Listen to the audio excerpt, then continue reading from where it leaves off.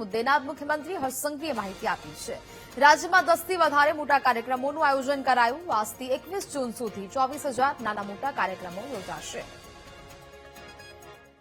કુલ મળીને આખા રાજ્યમાં હાલ સુધી 10 થી વધારે મોટા કાર્યક્રમો અને આખા રાજ્યની અંદર યોગ દિવસ સુધી 24,000 જેટલા નાના મોટા કાર્યક્રમોનું આયોજન કરવામાં આવ્યું છે।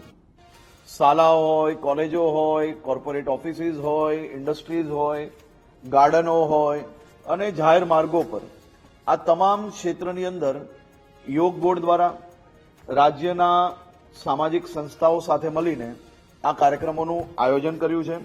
આ રવિવારના દિવસે રાજ્યના તમામ ગામડાઓથી લઈને શહેરોમાં યોગ દિવસની ઉજવણી બી થશે અને આ વર્ષે યોગા ફોર હેલ્ધી એજિંગનો જે થીમ છે તેના ઉપર કાર્યક્રમો બધી જ જગ્યા પર કરવામાં આવશે।